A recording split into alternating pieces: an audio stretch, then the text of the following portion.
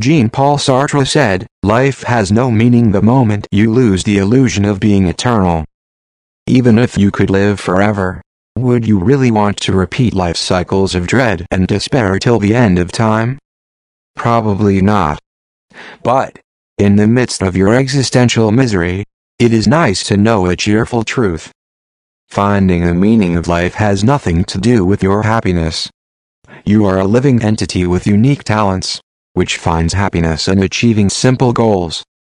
Discover the neural mechanisms, which drive you to despair, when you fail to find meaning. Learn that your happiness lies within your reach. It is but natural to have concerns about the meaning of your life. Why do we struggle through the years to achieve such transitory victories? 4,000 years ago, engineers had burned midnight oil, drawing designs for the ancient city of Mohenjo-daro. Their plans represented remarkable technology for their age. But history reported that all their hard-earned knowledge was lost for thousands of years to the generations that followed. All they did leave behind were a few telltale gutters in the desert. Across millenniums, much of human exertion has been so blatantly wasted. Civilizations decayed. Empires crumbled. And, as Keynes said, we are all dead, in the long run. Earth itself will probably burn up in the heat of a collapsing sun. Against this dismal backdrop, how can your life hold a meaningful objective? Countering such existential despair, religion offers a compelling vision of a divine and benevolent purpose. Your life fulfills that purpose. All things in life happen for the best. That omnipotent intention acts in the best of all possible worlds, for the well-being of all. If you suffer pain and distress, the beneficent deity has ordained it to steel humanity to ever greater triumphs. Genuine faith in a divine purpose aligns the believer with the creative flow of life. But, there are others, who question the need for such massive suffering to meet the fine purpose. So many calamities are hardly necessary for the betterment of humanity. Actually, the finest periods of creativity for the human race occur during periods of peace and prosperity, not in times of famine and disease, or earthquakes and floods. It stretches their credibility to believe that 100,000 people could be crushed in an earthquake for the benefit of humanity. The events in their life appear more often to have cruel and random qualities. They despair over their inability to see any useful purpose, making them believe that life has no meaning. Even your career offers no certainties. Since you pass this way but once, it is but reasonable for you to seek to leave your mark behind. You also feel entitled, by birth, to a good life. But, your career path can be burdened by recurrent failures and frustrations. In spite of repeated setbacks, you have not withdrawn from the battle, or given up your hopes and aspirations. You remain willing to try. But, fate is both impartial and whimsical. At the close of your life, you may have achieved more in life than you have ever dreamed possible. Or, things could go outrageously wrong. In the end, you may look back on many successes and even a few regrets. And, you cannot ever predict the outcome of your story. With such massive uncertainty, if gross misfortune pursues you, can you still find happiness? Your misery, or happiness, is not your choice. Your nervous system chooses your emotion, even before you know it. Science has proved it. The famous experiments of Benjamin Libet showed that, even in the simple act of voluntarily pressing a button, your motor systems begin to act 350 milliseconds before you think you have pressed it. It decides earlier to press that button. It works faster than you. Within the instant your eyes perceive a group of black and white pixels on a page, your mind interprets them as a set of characters forming a word, gathers its meaning and moves on to the next word. Within a few moments, myriad entities evaluate vast memories, compare your experiences, recall childhood images, and pass judgment on the validity of a paragraph. You merely know the final conclusion. With the same inconsiderate speed, without consulting you, your nervous system decides, wrongly, to envelop you in the despairing conviction that life has no meaning. The famed psychiatrist, Frankl, suggested that, even when the world appeared abysmally evil, a purpose was absolutely needed for survival. Having encountered the horrors of the Nazi concentration camps, he lived to narrate the dreaded moment when a fellow prisoner ceased to struggle for life. Usually, the prisoner refused to go out onto the parade grounds. He just lay there, hardly moving. No entreaties, no blows, no threats had any effect. He simply gave up. There he remained, lying in his own excreta, and nothing bothered him anymore. His system had stopped being driven by a purpose. Such people died soon thereafter. A purpose is needed by the system for survival itself. A purpose-enabled survival. Frankl submitted that, despite the capricious torture and beatings, thousands of inmates still did struggle against all odds to eke out a life. They had a purpose in life, whatever it was, which helped them to survive. The machine needs a purpose. But these need not be large purposes, like having a notable impact on the cosmos. A hope of meeting the sun after the war was a purpose. Even a decision to harden oneself against suffering was a sufficient purpose. After the war, Frankl established a major field in psychiatry, assisting thousands of suicidal patients around the world to recover by discovering an acceptable purpose in life. Your nervous system has evolved over millions of years. It is a multifaceted intelligence, which evaluates millions of facts to formulate its objectives as feelings and emotions, which drive the system. The pangs of hunger drive you to find food.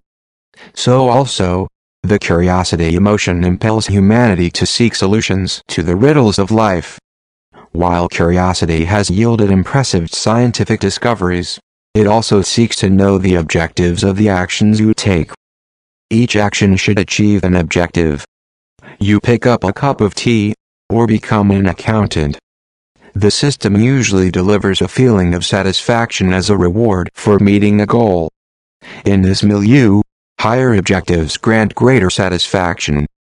A shop assistant feels more satisfaction when she believes she is meeting a customer need than when she thinks she is just bagging grocery. Greater satisfaction comes from the fulfillment of a nobler purpose.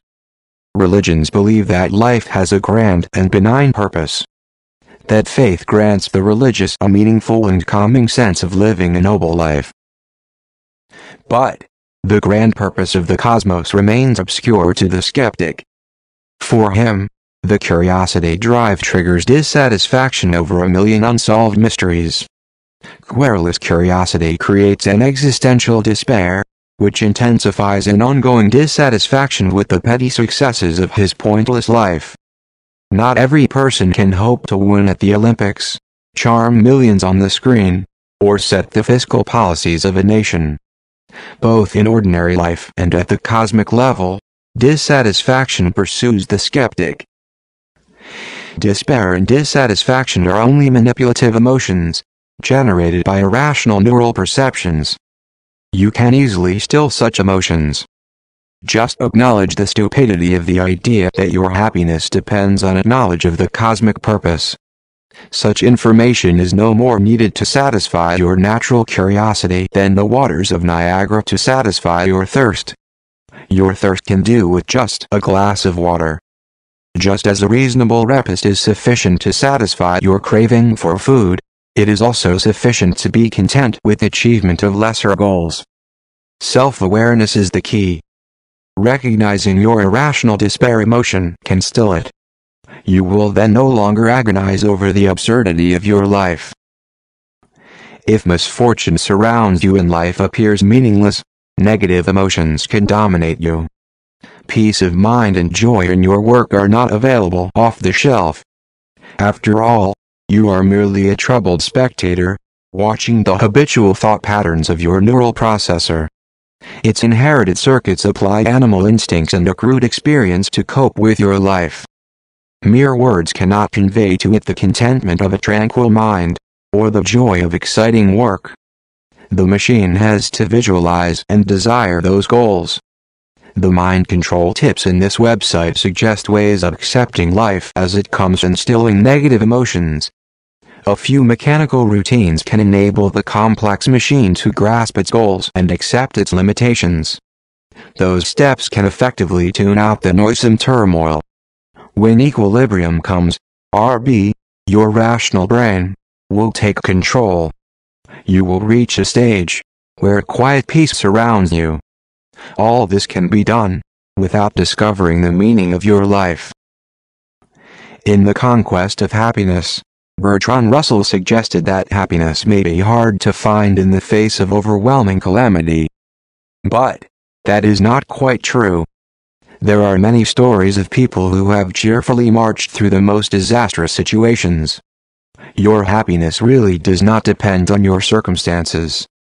Whatever is the final story of your life, your epitaph can still be, "I did my best and lived a happy life." Happy survival in a harsh environment is a worthy goal. Even as self-awareness brings you a modicum of peace, your mind constantly needs a rewarding purpose. Professor Wolfram Schultz discovered that reward-oriented behavior is promoted by the release of a group of neurotransmitters by neurons in the early reptilian, approach or withdraw part of the human brain. When these neurons detect signals of the possibility of a reward within a specific time frame, they release dopamine in the forebrain. Increased dopamine intensifies forebrain activity, bringing clarity to objectives, making the mind feel more energetic and elated. Heightened prefrontal activity also inhibits the amygdala, a major emotion center. You need reduced amygdala activity to stop worrying about the meaning of your life. But it is not the reward, but the expectation of a reward, which releases dopamine. Schultz noted that the release increases if the reward is greater than what is expected. It continues only for the predicted time period, when the reward can be expected. The release reduces at the end of this period. The release is stopped if the rewards have become a matter of routine. Moment by moment, your system needs to look forward to a reward to feel focused and energetic. With nothing to look forward to, you will go back to worrying about meaning. When you have stilled your despair, add simple rewarding objectives to your life. Mindfulness exercises can help you find joy in the mundane routines in your life. Find rewards in your work. Each individual has a special ability. Find the things which you can do effortlessly, which others find difficult. That will be your area of excellence. You also have the capacity to improve any job that you are currently engaged in. When this becomes your focus, any improvement in your performance will become rewarding, filling you with vitality. You will find that even if your life has no meaning, and misfortune surrounds you, focusing on such things will bring you happiness. Thank you for watching.